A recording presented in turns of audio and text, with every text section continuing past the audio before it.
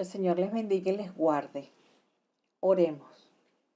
Padre amado, ponemos este momento delante de ti para que seas tú, Señor, acompañándonos. Tú dices en tu palabra que cuando hay dos o más reunidos en tu nombre, tú estás presente.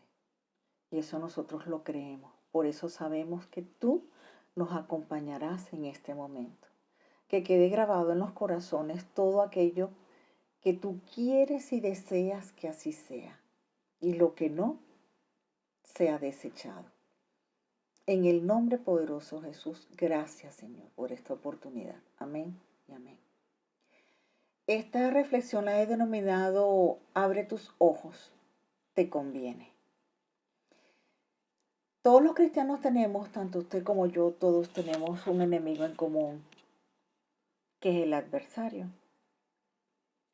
Y él tiene objetivos claros y definidos: desviar al cristiano de la voluntad de Dios. Y como consecuencia de ello, el alejamiento de la fuente de vida. Por eso es necesario que el cristiano esté apercibido en las tácticas que el enemigo utiliza. Vamos a hablar un poquito de 10 tácticas, hay más, ¿no?, que el adversario utiliza. La primera es hacer el pecado atractivo. Él muestra el pecado como algo placentero, atractivo, con el objetivo de envolver a la persona y que se olvide de lo peligroso que es el pecado. Ejemplo de eso es cuando el Señor le dijo a Adán y a Eva, pueden comer de todo menos del fruto de este árbol. Él luego se presentó sigilosamente y le dijo, no, pero si ustedes comen como eso van a ser como dioses. ¿Qué fue realmente el objetivo de él? Apartar, y desobedecieron. Ajá, pero él hizo parecer la desobediencia como algo atractivo y como algo placentero. Eso lo podemos aplicar a muchísimas situaciones en nuestras vidas. ¿Cómo debe actuar un cristiano? El cristiano debe mantenerse alejado del pecado lo más que pueda. Pero para eso también es importante conocer nuestras debilidades. Y es importante tener dominio propio sobre ellas. Primera Tesalonicenses 5:22. Abstenerse de toda especie de mal. Al final, el dolor producido es mayor que el placer recibido. Y hace perder el favor de Dios, la paz y el gozo. Otra táctica del enemigo es la persuasión. Él disfraza el pecado como algo atractivo, natural, normal, aceptable, persuadiendo al creyente a creer que es algo pequeño y sin importancia. Ejemplo, puede haber pecado en la codicia. El enemigo siembra el pensamiento como que es algo normal, que atesore todo lo que pueda, que la gran mayoría de gente lo hace, que eso es algo normal en el mundo. Y así desvía.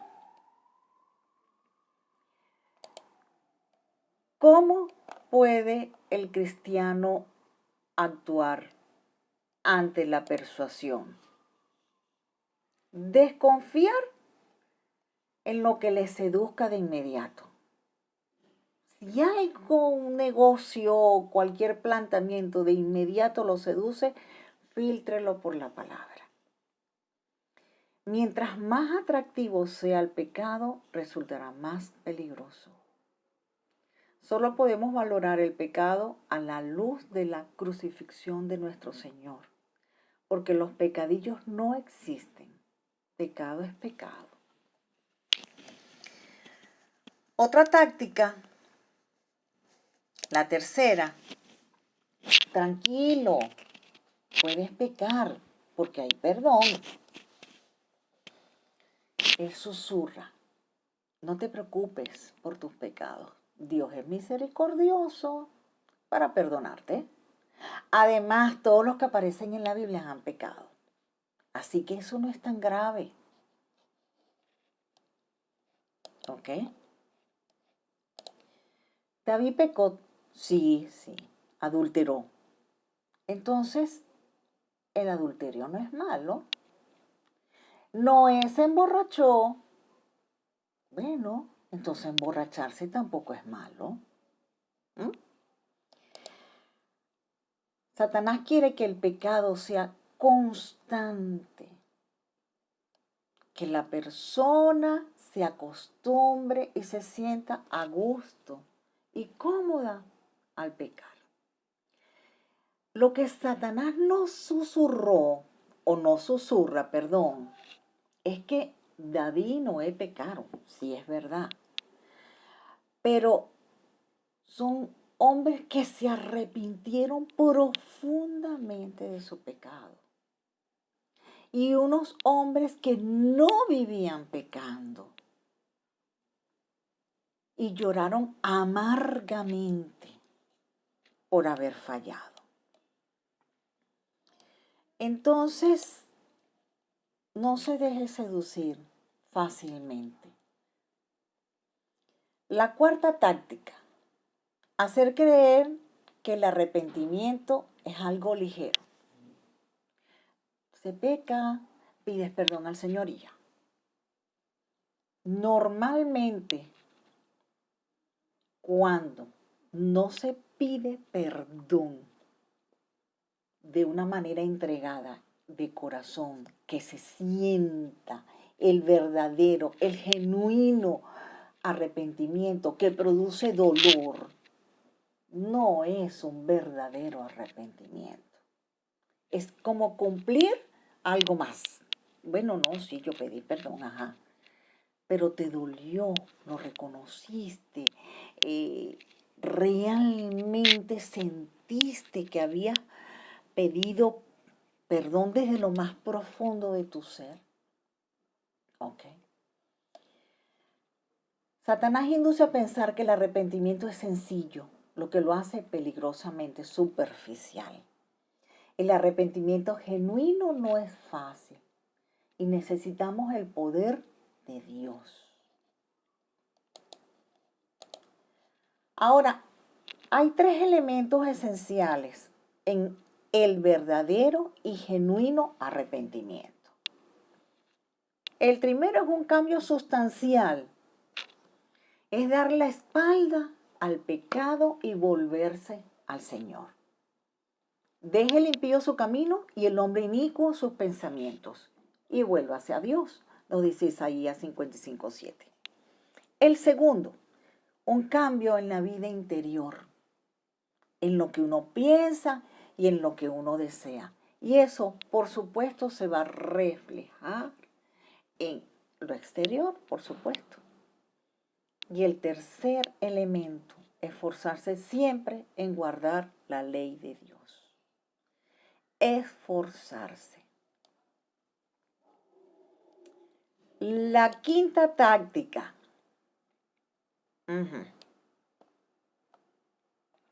Aquí está. La falsa sensación de seguridad. Primera de Corintios 10:12. Así que el que crea estar firme, tenga cuidado de no caer. No piense que puede acercarse al pecado sin ser afectado. Esto es bastante común. No haga que nada le parezca malo o que tenga apariencia de pecado. Si uno no quiere ser quemado, deberá apartarse del fuego. Si uno no quiere pecar, deberá alejarse de cualquier cosa que le conduzca a pecar.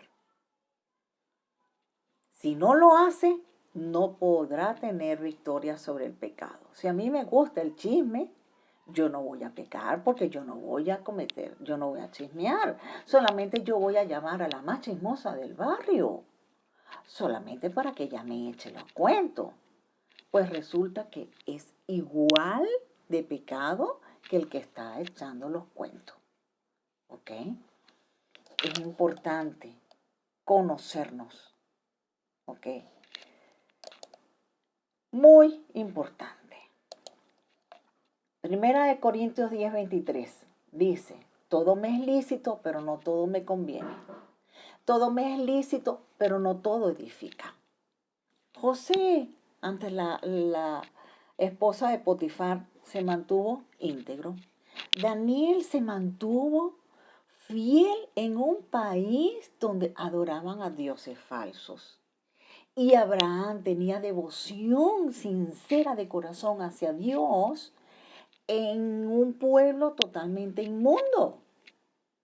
Y si ellos lo lograron, nosotros también. ¿Ok?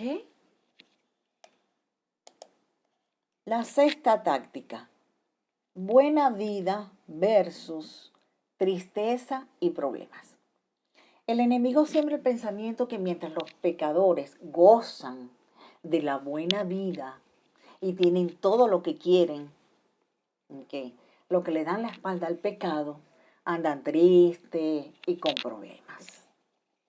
¿Okay? Pues, ¿qué debe hacer un cristiano ante esa circunstancia? Las aflicciones son el crisol. El crisol es un recipiente para refinar y probar los metales preciosos. Y las aflicciones son el crisol donde Dios disciplina, corrige, enseña a sus hijos para su bien, a fin de participar de su santidad. Hebreos 12:11 nos dice, es verdad que ninguna disciplina al presente parece ser causa de gozo, sino de tristeza, pero después da fruto apacible de justicia a los que en ella han sido ejercitados. Gloria al Señor por su palabra. Los problemas no son pasajeros. Por un momento será su ira, pero su favor dura toda la vida. Por la noche durará el lloro, en la mañana vendrá la alegría, nos dice el Salmo 35. El Señor nos corrige porque nos ama. Medir las aflicciones por su resultado espiritual y no por el dolor que ocasionan. Es necesario aprender a ver el propósito de Dios en nuestros sufrimientos. Yo reprendo y castigo a todos los que amo, dice Apocalipsis 3:19. La séptima táctica. Pecadores mayores y desactualización de la palabra. Nada más falto. Hacer pensar que hay pecadores mayores que nosotros, que uno mismo, creando la falsa sensación de que no es peligroso. Aquel peca más que tú, mira, aquel mató, quebró banco, va. Tú no, tú haces pecadillos. Pecado es pecado. Menospreciando la palabra por ser una historia desactualizada y que esa historia no es vinculante con el creyente. Más falso imposible. La Biblia es actual porque la palabra de Dios no pasa. Es la misma, es invariable. Ayer, hoy, mañana, por siempre. ¿Cómo debe actuar o pensar un cristiano? El cristiano debe examinar su propia vida a la luz de la palabra, antes de ver la vida de otro. Recuerdo cuando en Mateo 7:4 dice, ¿cómo le vas a decir a tu hermano, déjame sacar la paja de tu ojo cuando tienes una viga en el tuyo? El cristiano debe compararse únicamente con la Biblia, no con otra persona. Si aquel peca más grande, mis pecados no, por ser, son diferentes, pero no más grandes ni más pequeños, diferentes. Solamente atesorando en nuestro corazón e incorporando la palabra del Señor a nuestra vida diaria, podemos pensar correctamente, tomar decisiones sabias y liberarnos de los caminos necios. Mientras haya mayor llenura del Señor en nuestro corazón y mayor gracia de Dios en nosotros, seremos menos susceptibles a ser confundidos por creencias falsas, afectados por ideas alejadas de la única verdad. Pecado es pecado, hermano. La octava táctica: cuando el mundo es más atractivo que Cristo. Paulatinamente Satanás tratará de lograr que este mundo sea atractivo al creyente, donde venderá que hay muy pocos problemas, que no hay necesidad de preocuparse por nada, porque todo tiene una solución fácil. Y así comienza a olvidarse y alejarse del propósito de Dios para su vida.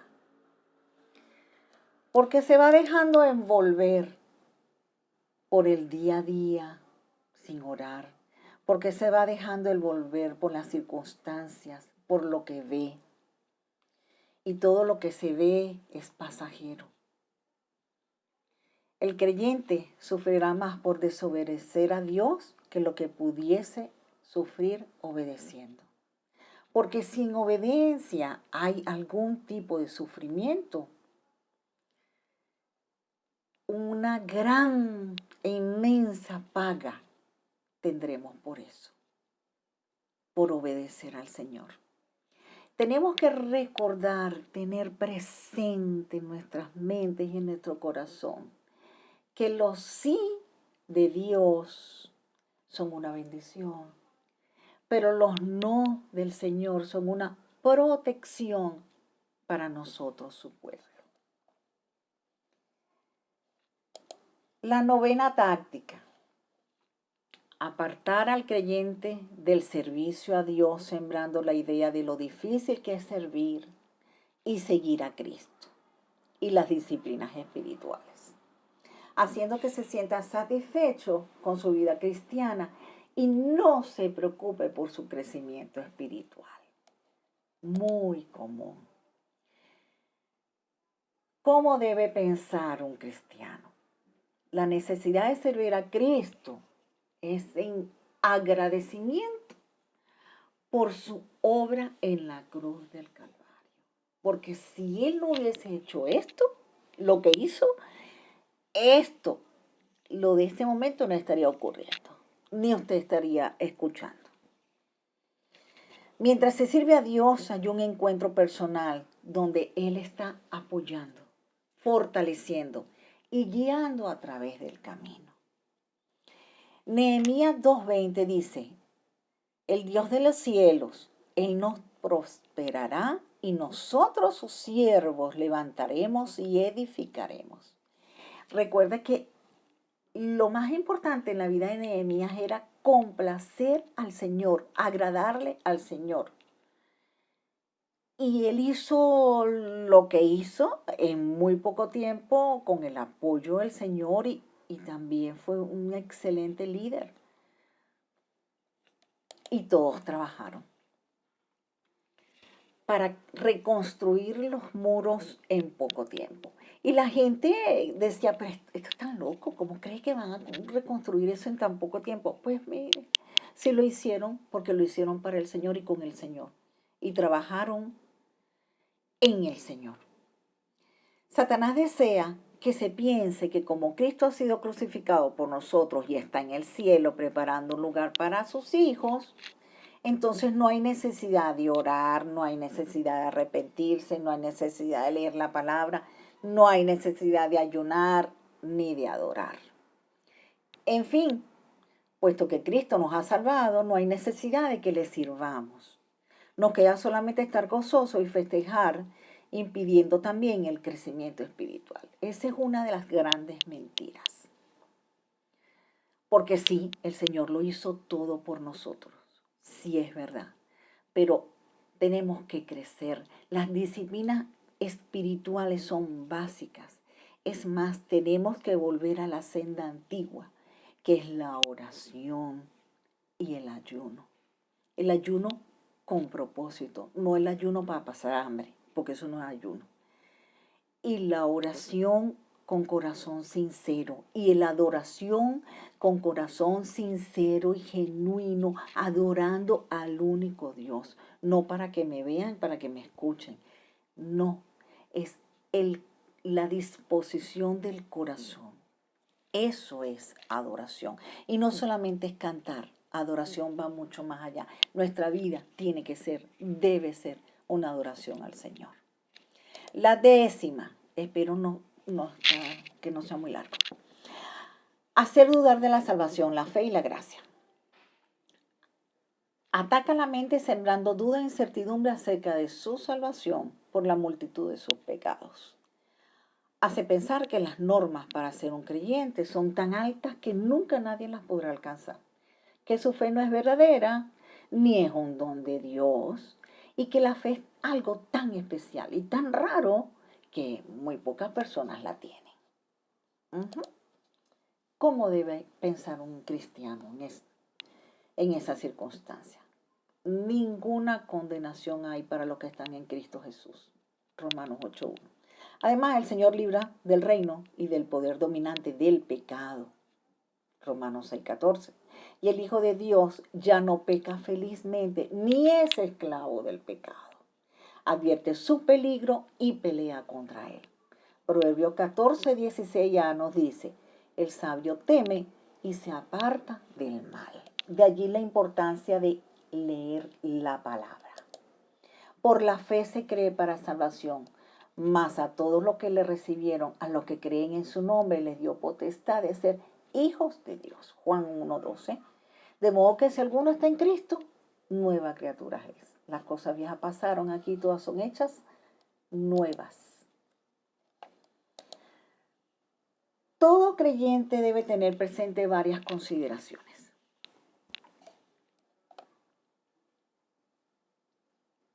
Ya dije las 10 tácticas. Oído al tambor con estas consideraciones.